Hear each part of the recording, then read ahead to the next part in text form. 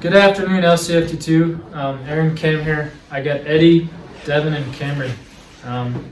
Today we worked on a radio communications video.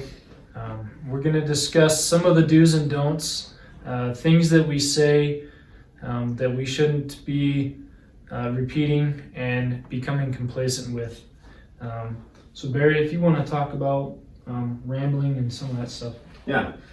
So I know one of the things I've been guilty of is rambling when I'm on radio communications. When you're rambling, it can make it confusing for everybody because they don't necessarily pick up everything that's important, and you're saying a lot of filler words like or okay, and you get a lot of extra words in there that don't need to be said. It's important to stop and take a second to breathe and just think about what you're going to say, and that allows for loud and clear communication on the radio, and that really helps as far as having clear communication. One other thing I've done in the past is be on the wrong channel. When you pull up on scene, especially when you're an officer, there's a lot of stuff going on, and you need to make sure that you get on the right channel.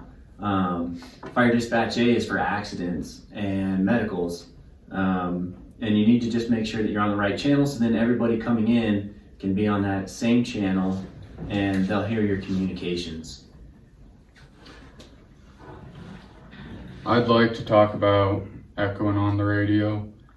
You get two mics queued up right next to each other, it's going to make an obnoxious noise over the radio. Nobody's going to be able to hear what you're saying. I've done it quite a few times. I know a lot of people have done it. We get excited. We get going on big calls, big accidents, fires. We get excited. We don't really think about what we're doing. And if you're the officer, you're getting your handheld ready to go, and you've still got your other radio on queue up. No one's going to be able to hear what you're saying. I also think as far as the guys in the back of the rig, they need to take it into consideration too, you know. We roll up on scene of a fire and all the guys in the back switch TAC 1. Operations are going to be on TAC 1. That's good, but if they're turning the radios all the way up so they can hear through their mask, and you start talking on TAC 1, now the whole truck's queued up and trying to listen, and it's just going to echo. No one's going to be able to hear what you're saying. Another thing I'd like to talk about, and I'm really bad about this one, is being impatient.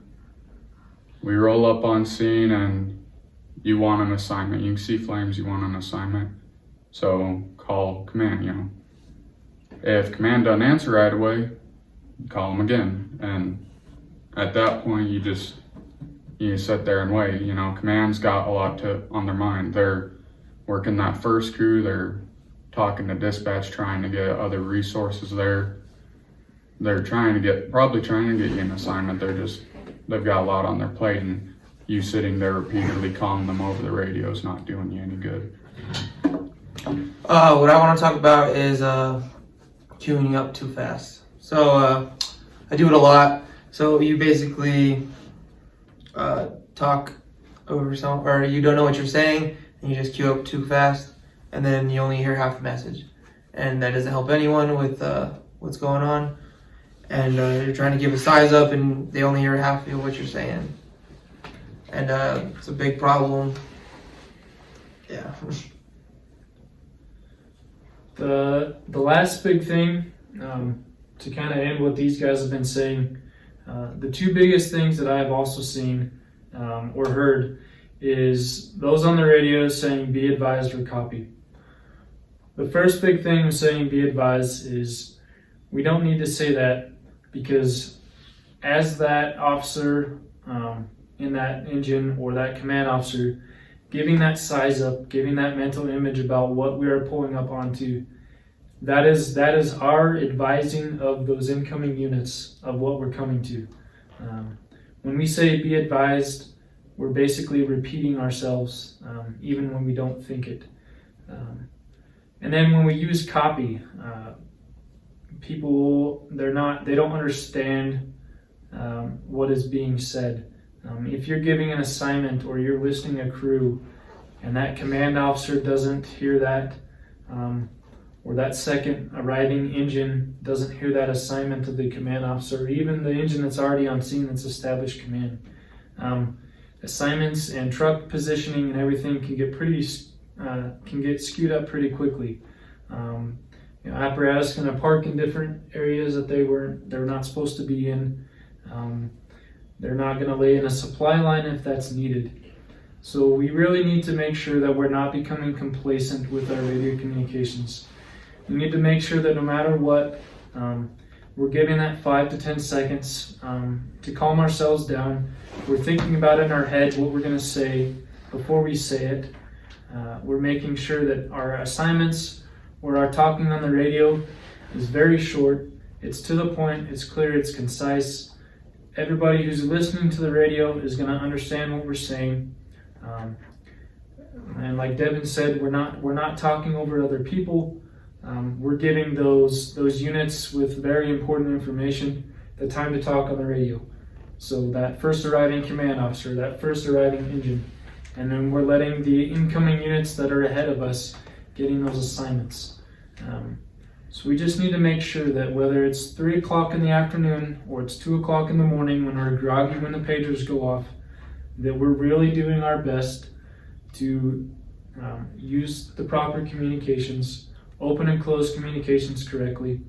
If something doesn't get said back to us correctly, or somebody maybe misunderstood something, that us as that opener to the communication is recognizing that, we're correcting that, and then whoever is the receiver of that information is repeating it back correctly and understanding that assignment.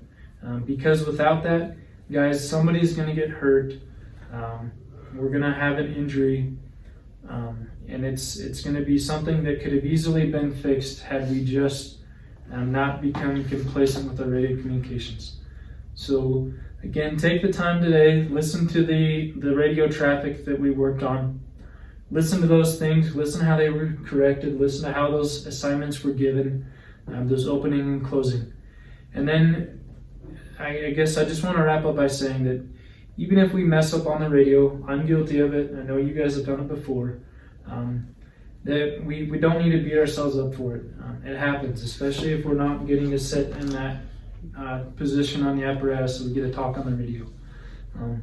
And if you've been around for a while and you understand that and you know what happened or you know what was said, take that time to coach that person that was struggling on the radio. Give them some scenarios, have them practice that at the station. And even when you're going to that call, if that person on the radio says, "Hey, what do I say?" Don't be afraid to coach them before they say that. That's one of those learning experiences that we should all take part of. And like I said, it's not something that we need to be ashamed of. We all have to work on it. Size ups and all that. Like I said, I'm guilty of that. I know we are. So anyways, hopefully this training video helps. Hopefully you guys take the time to listen to the radio traffic that we opened this video with. And then if you have any questions, again, please get with myself, the training division, or any of these guys that have been around for a little while. They can kind of help you out with that. So anyways, thank you guys for listening. We'll catch you on the next one.